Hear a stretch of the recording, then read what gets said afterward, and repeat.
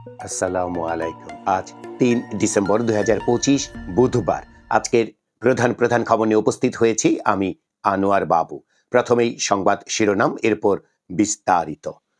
খালেদা জিয়ার শারীরিক অবস্থা এখনো উদ্বেগজনক পর্যায়ে। পিলখানার ট্র্যাজেডি নিয়ে কমিশনের প্রতিবেদন, ২৪ ভারতীয় ছিলেন সরাসরি হত্যাকাণ্ডে।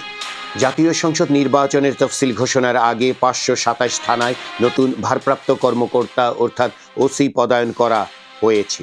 নির্বাচনকালীন দায়িত্ব নিশ্চিত করতে এবং আইন শৃঙ্খলা পরিস্থিতি স্বচ্ছ রাখতে এবারই প্রথম লটারির মাধ্যমে ওসিদের থানা নির্ধারণ করা হয়েছে। আগামী শনিবার থেকে তাদের নতুন থানায় পদায়ন শুরু হবে। এর আগে ২৬ নভেম্বর ৬৪ জেলার পুলিশ সুপারদের পদায়ন করা হয় লটারির মাধ্যমে। ত্রয়োদশ জাতীয় সংসদ নির্বাচন ও গণভোট আগামী ৮ থেকে ১২ ফেব্রুয়ারির মধ্যে অনুষ্ঠিত হবে। নির্বাচনের তফসিল ঘোষণা হতে পারে ১১ ডিসেম্বর বৃহস্পতিবার। তারেক রহমান এখনো ট্রাভেল পাস চাননি, সাংবাদিকদের পররাষ্ট্র উপদেষ্টা জানালেন। সারা দেশে ২৪ ঘন্টায় ১,১৯৫ জনকে গ্রেপ্তার করা হয়েছে। ছাত্র জনতার অভ্যুত্থানে দেশের বিভিন্ন স্থানে হত্যাসহ অন্যান্য ঘটনায় করা মামলার মধ্যে এখন পর্যন্ত ১০৬টি চার্জশিট দেওয়া হয়েছে। রাজধানীর সরকারি ৭ কলেজ নিয়ে প্রস্তাবিত ঢাকা কেন্দ্রীয় বিশ্ববিদ্যালয়ের সব পদে বিসিএস সাধারণ শিক্ষা ক্যাডারের সদস্যদের স্থায়ীভাবে অন্তর্ভুক্ত করার দাবি জানিয়েছেন কলেজগুলোর শিক্ষা ক্যাডারের শিক্ষকেরা।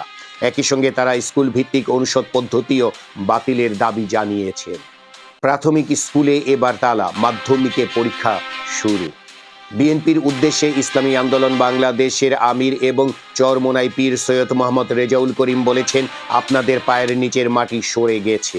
এখনো যদি জনগণের অবস্থা না বোঝেন, নির্বাচন নিয়ে টালবাহানা করেন, তাহলে আপনাদেরও মানুষ উৎখাত করবে। গতকাল মঙ্গলবার বরিশালের ঐতিহাসিক বেলস পার্ক মাঠে ইসলামী ও সমমনা ৮ দলের বিভাগীয় সমাবেশে প্রধান অতিথির বক্তব্যে তিনি এসব কথা বলেন।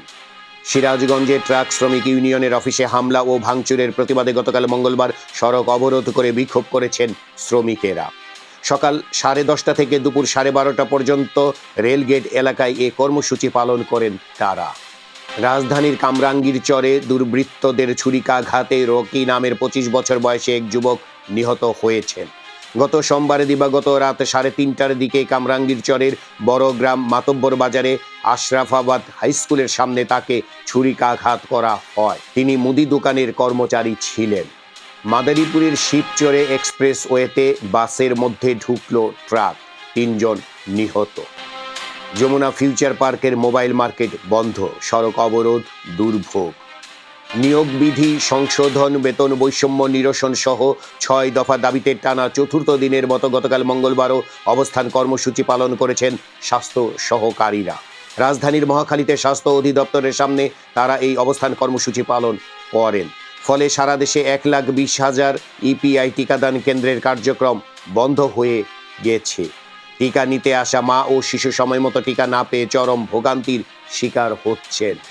ত্রয়োদশ জাতীয় সংসদ নির্বাচন ও গণভোটের সার্বিক প্রস্তুতিতে সন্তোষ প্রকাশ করে ঢাকায় ইউরোপীয় ইউনিয়নের রাষ্ট্রদূত মাইকেল মিলার বলেছেন, এবারের ভোটে ইইউর বড় একটি প্রতিনিধি দল পর্যবেক্ষণে থাকছে। গতকাল মঙ্গলবার আগারগাঁওয়ের নির্বাচন ভবনে প্রধান নির্বাচন কমিশনার এএমএম নাসির উদ্দিনের সঙ্গে বৈঠক করেন তিনি। কুষ্টিয়ার দৌলতপুরে 1.5 বছরে বেড়েছে অপরাধ, খুন 24টি। সিরাজগঞ্জে বিশেষ অভিযান অপারেশন ফার্স্ট লাইট পরিচালনা করে 33 জনকে গ্রেপ্তার করেছে জেলা পুলিশ। বিনোদনের খবরে পরিচালক দেলোয়ার জাহান ঝন্টুর একটি সিনেমার সাফল্যের কথা রয়েছে। এই ছিল আজকের সংবাদের প্রধান প্রধান শিরোনাম। এবার বিস্তারিত। খালেদা জিয়ার শারীরিক অবস্থা এখনো উদ্বেগজনক পর্যায়ে। এই খবরের ভেতরে দেখা যাচ্ছে বিএনপির চেয়ারপারসন খালেদা জিয়ার শারীরিক অবস্থা এখনো বেশ উদ্বেগজনক পর্যায়ে রয়ে গেছে। বিশেষ করে তার হৃদযন্ত্র, লিভার, কিডনি ও ফুসফুসের জটিলতা কাটছে না। সংশ্লিষ্ট সূত্রগুলো বলছে, দেখা যাচ্ছে চিকিৎসায় এই সমস্যাগুলোর একটির সামান্য উন্নতি হলে অন্যটির অবনতি ঘটছে, যা কয়েকদিন ধরে নানা মাত্রায় উদ্বেগজনকভাবে ওঠানামা করছে। তবে চিকিৎসকেরা এখনো এই অর্থে আশাবাদী যে তারা খালেদা জিয়াকে যে চিকিৎসা দিচ্ছেন তিনি তা গ্রহণ করতে পারছেন। ওষুধ কাজ করছে। সাবেক প্রধানমন্ত্রী ও বিএনপির চেয়ারপারসন খালেদা জিয়াকে অতি গুরুত্বপূর্ণ ব্যক্তি ঘোষণা করার পর স্পেশাল সিকিউরিটি ফোর্স এসএসএফ নিরাপত্তা দেওয়া শুরু করেছে।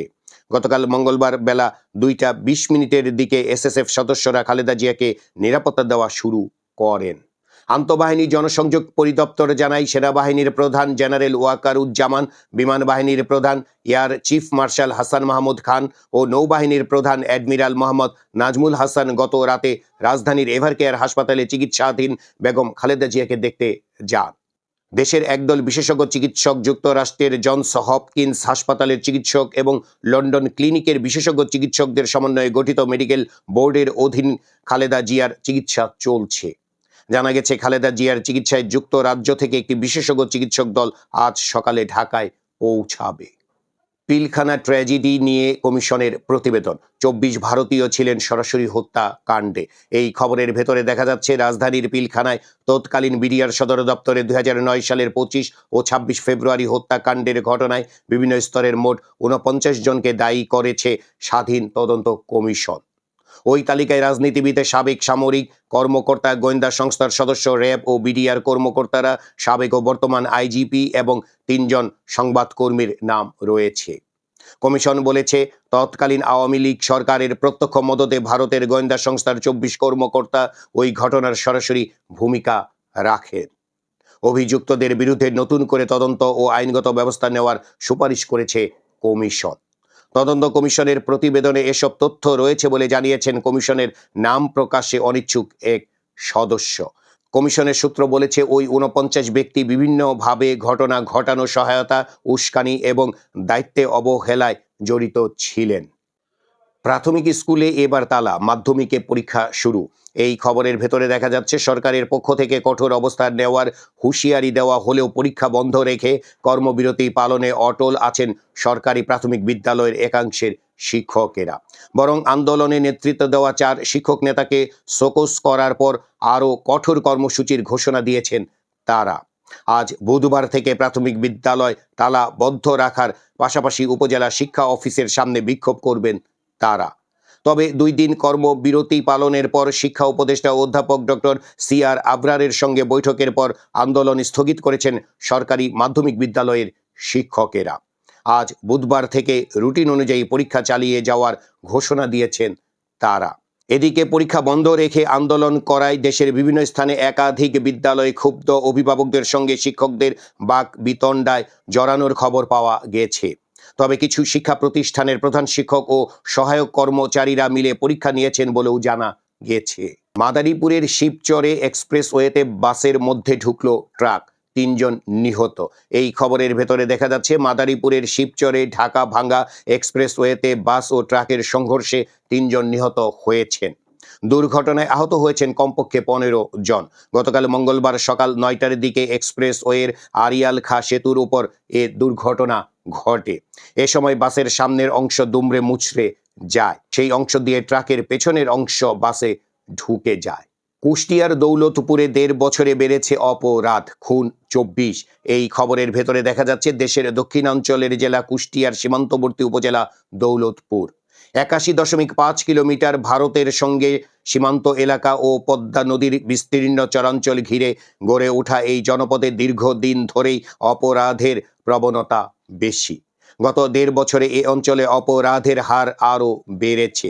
সবশেষ গত 29 নভেম্বর উপজেলার সীমান্ত এলাকায় একজনকে পায়ের রগ কেটে হত্যা করা হয়।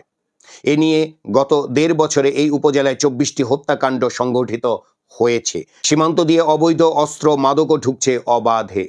বিনোদনের খবর। 15 লাখ টাকায় প্রেম গীত নামের একটি সিনেমা বানিয়েছিলেন দেলোয়ার জাহান ঝন্টু। কম বাজেট হওয়ায় নিয়েছিলেন নতুন 2 শিল্পী ওমর সানি ও লিমাকে। প্রথম দিকে তেমন ভালো না চললেও পরে বেশ সাড়া ফেলে প্রেম গীত। নারায়ণগঞ্জের রূপালী হলে টানা 2 বছর চলেছিল সিনেমাটি। এ হল থেকে পাওয়া টাকা দিয়ে ঢাকায় একটি 6তলা বাড়ি বানিয়েছিলেন পরিচালক ঝন্টু। এই ছিল আজকের সংবাদের প্রধান শিরোনাম এবং সংবাদ। আমাদের এই সংবাদ নিয়ে আপনাদের যদি কোনো মতামত থাকে তাহলে কমেন্ট বক্সে জানাতে পারেন।